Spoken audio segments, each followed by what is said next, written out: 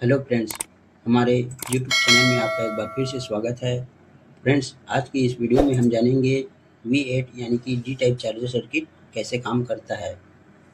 Friends, हमें हम mobile repairing के अंतर्गत ज़्यादातर चार्जर के रिलेटेड बहुत सारी परेशानी देखने को मिलती है, जैसे कि नो चार्जिंग का प्रॉब्लम हो गया, या फिर स्लो चार्जिंग का प्रॉब्लम हो गया, या फिर बैटरी एरर, या फिर टेम्परेचर एरर, इसके रिलेटेड प्रॉब्लम हो गया।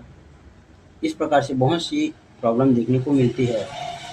फ्रेंड फ्रेंड्स, अगर आप इस सभी प्रॉब्लम को सही से फिक्स करना चाहते हैं तो इस वीडियो को पूरा देखिए। फ्रेंड्स, मैंने यहाँ पर डी टाइप चार्जर सर्किट का डायग्राम बनाया हुआ है। डी टाइप चार्जर सर्किट को सही से काम करने के लिए 5 कॉन्टैक्ट यानी कि 5 सप्लाई ज़रूरी होती है। जैसा कि आप देख पा रहे हैं, पहला है बी बस यानी कि वोल्टेज सप्लाई, उसके बाद है डीएम यानी कि डाटा माइनस, उसके बाद है डीपी यानी कि डाटा प्लस, उसके बाद है आईडी लाइन, आईडी यानी कि आइडेंटिफिकेशन लाइन, उसके बाद है ग्राउंड यानी कि जीएनडी लाइन। ये सभी लाइन अपने काम के अनुसार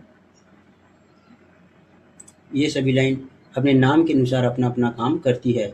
एग्जाम्पल के लिए बी बस लाइन यानी कि वोल्टेज सप्लाई लाइन, इस लाइन में वोल्टेज इनपुट और आउटपुट होता है। एग्जाम्पल के लिए जैसा हम चार्जर लगाते हैं तो इस लाइन में +5 वोल्टेज इनेबल के रूप में या फिर +5 वोल्टेज इन होता है। उसके बाद जब हम कोई ओटीजी कनेक्शन को चलाने के लिए ओटीजी कनेक्शन ऑन करते हैं, जैसे कोई पेन ड्राइव हो गया, या फिर कोई मिनी फैन, या फिर कोई मिनी लाइट, इस सभी को यूज़ करने के लिए जब हम ओटीजी कनेक्शन को ऑन करते हैं तो इस कॉन्टैक्ट पर +5 वोल्टेज आउटपुट होता है। उसके बाद है डीएम और डीपी लाइन। ये दोनों लाइन को टीएक्स और आरएक्स के नाम से भी जाना जाता है। टीएक्स यानी कि ट्रांसमीटर और आरएक्स यानी कि रिसीवर लाइन। ये दोनों लाइन की खराबी के कारण हमारे फ़ोन में स्लो चार्जिंग या फिर पोर्ट नहीं बनने का प्रॉब्लम देखने को मिलता है। उसके बाद है आईडी लाइन। इस लाइन के माध्यम से सीपीयू यह सेंस करती है, यह चेक करती है कि हमारे फ़ोन में कोई ओटीजी लगा है, या फिर कोई फ़ैन लगा है, या फिर कोई अदर गैजेट लगा है, या फिर अदर ब्रांड का कोई डाटा केबल यानी कि चार्जिंग केबल तो नहीं लगा है। उसके बाद है जीएनडी यानी कि ग्राउंड लाइन। फ्रेंड्स, जब हम हमारे फ़ोन में चार्जर केबल यानी कि चार्जर लगाते हैं तो सबसे पहले +5 वोल्टेज हमारे सब बोर्ड के चार्जिंग जैक में देखने को मिलता है। उसके बाद +5 वोल्टेज सब बोर्ड के बीटीबी कनेक्शन से लेकर हमारे मदरबोर्ड के बीटीबी कनेक्टर पे +5 वोल्टेज देखने को मिलता है। उसके बाद यह 5 वोल्टेज हमारे ओयूपी आईसी में जाती है। ओयूपी यानी कि ओवर वोल्टेज प्रोटेक्शन। इस आईसी को कंपनी ने चार्जिंग के रिलेटेड प्रोटेक्शन के लिए यूज़ किया गया है।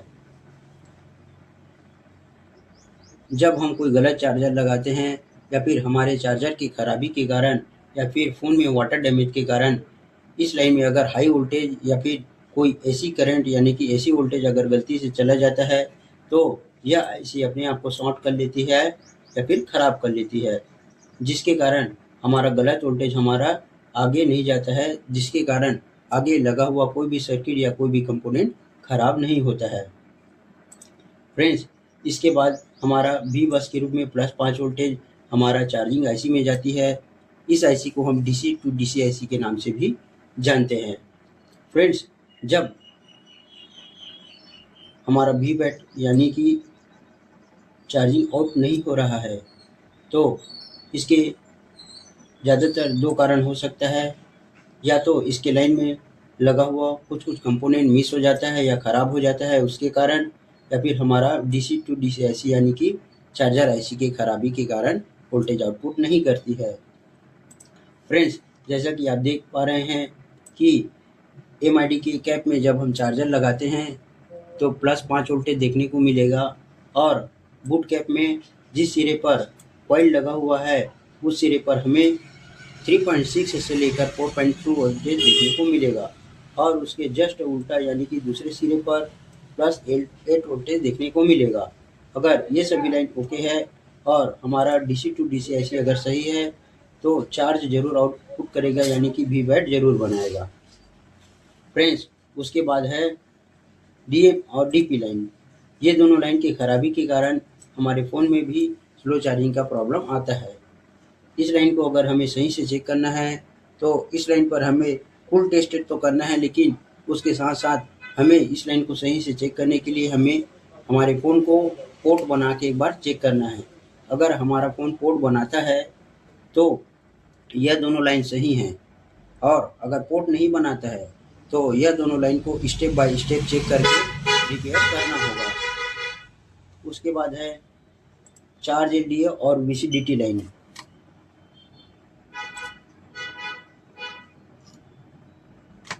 ये दोनों लाइन की खराबी के कारण हमारे फ़ोन में फेक चार्जिंग या फिर चार्जिंग शो का प्रॉब्लम आता है। जैसे कि आप देख पा रहे हैं कि वीसीडीटी लाइन और चार्ज एलडीए लाइन, ये दोनों लाइन में डिवाइडर सर्किट का यूज़ किया गया है। फ्रेंड्स, अगर आप डिवाइडर सर्किट के बारे में ज़्यादा नहीं जानते हैं तो मैंने डिवाइडर सर्किट के बारे में एक अच्छे से वीडियो बनाया हुआ है। प्लीज़ आप उस वीडियो को जाकर एक बार ज़रूर चेक कीजिए। फ्रेंड्स, जब हम हमारे फ़ोन में चार्जर लगाते हैं तो +5 वोल्टेज चार्जिंग आईसी में जाता है। उसी प्रकार हमारे ओवीपी आईसी के बाद वीसीडीटी और चार्ज एलडीए लाइन के डिवाइडर सर्किट में इनेबल होता है। चार्ज एलडीए और वीसीडीटी लाइन में डिवाइडर सर्किट यूज़ होता है। उसी प्रकार जैसे कि वीसीडीटी लाइन में अगर डिवाइडर सर्किट वीसीडीटी लाइन का अगर डिवाइडर सर्किट ख़राब हो जाता है तो इस लाइन के डिवाइडर सर्किट के खराबी के कारण हमारे फ़ोन में चार्जिंग शो का प्रॉब्लम होता है। जैसे कि चार्जिंग मीटर में चार्जिंग शो तो करता है, लेकिन हमारे फ़ोन में चार्जिंग शो नहीं करता है। बैटरी भले ही स्टोर होता है, परसेंटेज ज़रूर बढ़ता है, लेकिन ना ऑन में शो करता है ना ही ऑफ में शो करता है। उसके बाद है चार्ज एलडीए लाइन।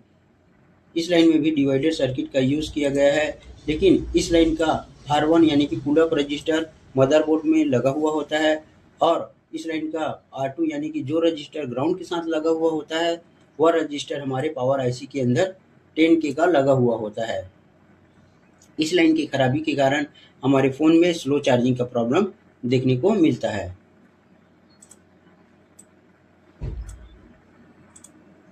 उसके बाद है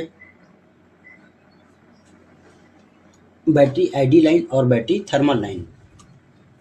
मीडियाटेक के फ़ोन में आईडी लाइन को बैट आईडी और थर्मल लाइन को एनटीसी यानी कि नेगेटिव टेम्परेचर कोफिशिएंट या फिर बैट ऑन के नाम से जाना जाता है। फ्रेंड्स, जब हम चार्जर लगाते हैं तो इस लाइन में डायरेक्ट 2.8 और 1.8 वोल्टेज देखने को मिलेगा।